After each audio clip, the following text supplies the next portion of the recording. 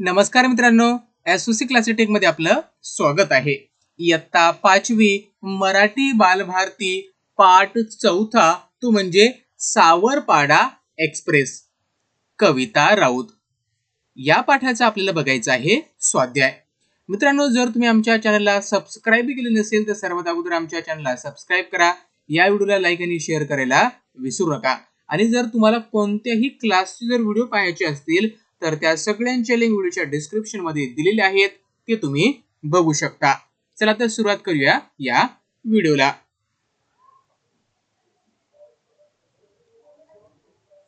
तर मित्रांनो, पहिला प्रश्न इथं आपल्याला विचारलेला आहे, एका वाक्यात उत्तरे लिहा. पहिला प्रश्न आहे, कविताने कोणत्या स्पर्धेत भारताचा दबदबा निर्माण केला? तर उत्तर आहे, कविताने राष्ट्रकुल आणि आशियाई क्रीडा स्पर्धेत भारताचा दबदबा निर्माण केला. प्रश्न दुसरा आहे, कविताला कशामुळे दिलासा मिळाला? तर उत्तर आहे, आईच्या शब्दामुळे कविताला दिलासा मिळाला. प्रश्न तिसरा आहे, कविताचे पाय कशामुळे कणखर बनले? तर उत्तर आहे, कविताचे पाय कष्टप्रद अनुभवामुळे कणखर बनले. चौथा प्रश्न आहे, कविताचे वेगळेपण विजेंद्र सिंग यांनी केव्हा ओळखले? उत्तर आहे, नाशिक जिल्हास्तरीय शालेय क्रीडा स्पर्धेत कविताने धावण्यात प्रथम क्रमांक मिळवला, तेव्हा कविताचे वेगळेपण विजेंद्र सिंग यांनी ओळखले. पाचवा प्रश्न आहे, कविता आपल्या त्रासाबद्दल आईला का सांगत नाही? तर उत्तर आहे, कविता आपल्या त्रासाबद्दल आईला काहीही सांगत नाही, कारण ते ऐकून आईला उगीच वाईट वाटत राहते म्हणून. सहावा प्रश्न आहे, कविता कोणत्या धावपटूला आदर्श मानते? तर उत्तर आहे, कविता पीटी उषा या धावपटूला आपला आदर्श मानत असते. त्यानंतर मित्रांनो, सातवा प्रश्न आपल्या समोर आहे, तो म्हणजे कोणत्याही खेळाडूसाठी कोणती गोष्ट महत्वाची असते? तर उत्तर आहे, कोणत्याही खेळाडूसाठी शारीरिक तसेच मानसिक तंदुरुस्ती महत्वाची असते. त्यानंतर प्रश्न दुसरा आहे मित्रांनो आपल्या समोर, तो म्हणजे 2 ते 3 वाक्यात उत्तरे लिहा. पहिला प्रश्न आहे त्यामधला, कविता राऊतला सावरपाडा एक्सप्रेस का म्हणतात? उत्तर आहे, कविता राऊत सावरपाड्याला राहते. ती आंतरराष्ट्रीय धावपटू आहे. कविता राऊत यांनी राष्ट्रकुल क्रीडा स्पर्धेत कांस्य आणि आशियाई क्रीडा स्पर्धेत रौप्य व कांस्य अशी पदके पटकावली. लागोपाठच्या या दोन्ही स्पर्धांमध्ये भारताचे नाव उंच करणारी ती धावपटू आहे, म्हणून कविता राऊतला सावरपाडा एक्सप्रेस असे म्हणतात. दुसरा प्रश्न आहे, कविता विजेंद्र सिंग यांच्या घरी का राहू लागली? तर उत्तर आहे, नाशिक येथे सराव आणि हर्सुल येथे शिक्षण अशी कसरत कविता करत होती. कविताची ही ओढताण पाहून विजेंद्र सिंग यांनी तिला भोसला मिलिटरी कॉलेजमध्ये प्रवेश मिळवून दिला, म्हणून कविता विजेंद्र सिंग यांच्या घरी राहू लागली. तिसरा प्रश्न आहे, हर्सुल सावरपाडा परिसराला कविताचा अभिमान का वाटतो? तर उत्तर आहे, कविताच्या नावावर एका पाठोपाठ एक विक्रम झळकू लागले. कविताच्या यशामुळे हर्सुल सावरपाडा या भागास नवी ओळख मिळाली, म्हणून हर्सुल सावरपाडा परिसराला कविताचा अभिमान वाटतो. प्रश्न चौथा आहे, आपली लेख खूप मोठी झाली आहे असे सुमित्राबाईंना का वाटते? तर उत्तर आहे बघा मित्रांनो, नवी दिल्लीतील राष्ट्रकुल स्पर्धेत कविता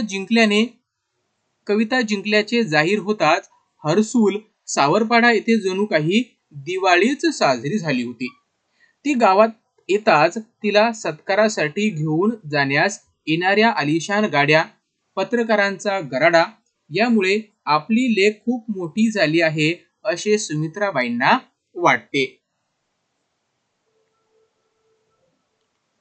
पाचवा प्रश्न आहे मित्रांनो, कविताचे आई वडील कविताच्या यशाचे श्रेय विजेंद्र सिंग यांना का देतात? उत्तर आहे, कविताची चमकदार दौड पहिल्यांदा विजेंद्र सिंग यांनी हेरली. त्यांनीच तिला प्रशिक्षण दिले आणि आपल्या घरी आश्रयही दिला.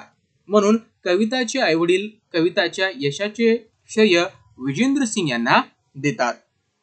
सहावा प्रश्न आहे, कविताकडून तुम्ही कोणती प्रेरणा घ्याल? उत्तर आहे, मेहनत हाच आपल्या ध्येयाकडे नेणारा महामार्ग आहे. हा महामार्ग आपल्याला यशाकडे नेतो. आपले जीवन आपणच घडवतो ही प्रेरणा आम्ही कविताकडून घेऊ. त्यानंतर मित्रांनो तिसरा प्रश्न आहे, खालीलप्रमाणे प्रत्यय लावून नवीन शब्द लिहा. जसं की पण आहे तर वेगळेपण, पण आहे तर कमीपणा, इक आहे तर आर्थिक, दार आहे तर चमकदार, पणी आहे तर लहानपणी, इत आहे तर अखंडित. तर बघा आपण काही शब्द इथे लिहिलेले आहेत. जसं की पण भोळेपण, दार रुबाबदार, पणा मोठेपणा, पाणी तरुणपणी, इक धार्मिक, इत आनंदी. तर इथं पाणी नसून पणी आहे. काय आहे? पणी. तर हे थोडंसं करेक्ट करून घ्या. त्यानंतर मित्रांनो चौथा प्रश्न आपल्याकडे दिलेला आहे, तो म्हणजे खालील शब्द समूहाचा वाक्यात उपयोग करा. पहिला इथं शब्द समूह आपल्याला दिलाय तो म्हणजे दिलासा मिळवणे. बघा वाक्यात उपयोग काय आहे, तर परीक्षेत मला चांगले गुण मिळाले नाहीत म्हणून वडील मला कठोर बोलले, पण आईने माझी समजूत काढल्याने मला दिलासा मिळाला. ठीक आहे. गराडा घालणे वाक्यात उपयोग आहे, सचिन तेंडुलकर नागपूरला येताच त्याला पाहायला लोकांचा गराडा पडला. तिसरा शब्द समूह आहे कणभर बनणे, कणखर बनणे, कणखर बनणे. वाक्यात उपयोग आहे, नियमित व्यायामामुळे मी कणखर बनलो. चौथा शब्द समूह आहे ओढाताण होणे. वाक्यात उपयोग आहे, कमी पगारात संचार चालवताना बाबाची खूप ओढाताण होते. पाचवा आहे बघा मित्रांनो इथं शब्द समूह, तो म्हणजे नाण्यातील वीण गहिरी असणे. म्हणजे वाक्यात उपयोग आहे, राम आणि लक्ष्मण यांच्या नात्यातली वीण गहिरी होती. ठीक आहे. नंतर सहावा आहे वन सहन करणे. म्हणजे वाक्यात उपयोग आहे, नोकरी मिळवण्यासाठी दीपकने खूप वन सहन केली. त्यानंतर मित्रांनो पाचवा प्रश्न आपल्याला दिला तो म्हणजे समान अर्थाचे शब्द लिहा. जसे की माय, माय म्हणजे कोण, तर आई. लेक म्हणजे मुलगी, बळ म्हणजे शक्ती किंवा ताकद, गहिरे म्हणजे काय, दृढ, क्रीडा म्हणजे काय, खेळ किंवा सामने आपण त्याला म्हणूया, वडील म्हणजे पिता बाप. ठीक आहे, हे ध्यानात ठेवा. त्यानंतर सहावा प्रश्न आपल्याला दिलाय, तुम्हाला वैयक्तिक खेळातील कोणता खेळ अधिक आवडतो, तो का आवडतो. तर हे मित्रांनो तुम्हालाच लिहायचं आहे. ठीक आहे, कारण हा प्रश्न तुमच्यावर आधारित आहे. जोपर्यंत तुम्ही स्वतः लिहिणार नाही ह्या प्रश्नाला तोपर्यंत तुम्हाला याच्या मागचं महत्व समजणार नाही. मोडक्या तोडक्या भाषेत का होईना पण हा प्रश्न तुम्हाला लिहायचा आहे. तुमचे शिक्षक तुम्हाला काहीही म्हणणार नाही, कारण हा प्रश्न तुमच्या मनानुसार तुम्हाला लिहायचा आहे. त्यानंतर आहे, तुम्हाला मैदानी खेळ आवडतात की बैठे खेळ की दोन्ही. ते खेळ का आवडतात ते थोडक्यात लिहा. तर बघा मित्रांनो मैदानी खेळ तुम्हाला आवडतात की बैठे खेळ, तर हे पण तुम्हाला लिहायचं आहे. तुमच्या मनानं तुम्हाला इथं काय करायचं आहे, थोडक्यात 4-5 ओळीमध्ये त्याला थोडंसं तुम्हाला थोडंसं आपण म्हणूया की काय करायचं, स्पष्टीकरण तुम्हाला इथं करायचं आहे. तुमच्या मताने तुम्हाला हे सर्व सॉल्व्ह करायचं आहे. त्यानंतर मित्रांनो आठवा प्रश्न आपल्याला दिलेला आहे, खालील वाक्यातील अधोरेखित केलेल्या शब्दसमूहाचे नेमके अर्थ काय होतात ते शब्दात सांगा. तर बघा मित्रांनो इथं आपल्याला पहिला प्रश्न दिलेला आहे, तो म्हणजे तुमची गल्ली गाव कशाने वेढलेले आहे. तर बघा मित्रांनो हे जर तुम्ही बघितलं तर याच्यामध्ये तुम्हाला जो वेढलेला आहे, ठीक आहे, वेढलेला, ठीक आहे, याच्यामध्ये तुम्हाला समजेल. तर आता जी अंडरलाईन आहे किंवा जी अधोरेखित आहे ती याच्या खाली आहे. कशा खाली आहे, वेढलेला आहे. म्हणजे वेढलेल्याचा अर्थ काय होतो, वेढलेले म्हणजे काय आहे, तर चारही बाजूंनी वेढा घातलेले. ठीक आहे, समजले. त्यानंतर बघा, आपल्या राज्यात जगातली अनेक शहरे धुराने वेढलेली आहेत. वेढलेले म्हणजे काय आहे तर सर्वत्र. त्यानंतर आहे अनेक मोठी शहरे सिमेंटच्या जंगलांनी वेढलेली आहेत. तर इथं वेढलेले म्हणजे काय आहे जिकडे तिकडे पाहावे तिकडे. ठीक आहे. त्यानंतर चौथा बघा, कार्यालयात अनिताबाई नेहमी फायलींनी वेढलेल्या असतात. तर बघा मित्रांनो, वेढलेल्या म्हणजे काय आहे म्हणजे समोर आजूबाजूला सगळ्या त्यांच्या काय असतात फायलीच असतात. त्यानंतर मित्रांनो 9वा प्रश्न आपल्याला दिलेला आहे. शरीर या शब्दापासून आपण शारीरिक हा शब्द तयार झाला आहे. ठीक आहे. तर खालील शब्द वाचा व त्यांचा अर्थ समजून घ्या. उद्योग, त्याला औद्योगिक आपण असं म्हणतो. शिक्षण, शैक्षणिक. बुद्धी, बौद्धिक. नीती, नैतिक. संस्कृती, सांस्कृतिक.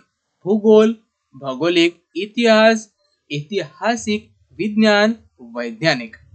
विज्ञान आणि वैज्ञानिक म्हणजे काय जो त्या विज्ञानावर काम करतो तो. इतिहास आणि ऐतिहासिक याच्यामध्ये फरक आहे. इतिहास म्हणजे काय जिथं आपल्याला इतिहास म्हणजे काय असं पुस्तक म्हणूया ज्याच्यामध्ये इतिहास घडलेला लिहिलेला असतं. आणि ऐतिहासिक म्हणजे काय त्या घटनेबद्दल आपण बोलतोय.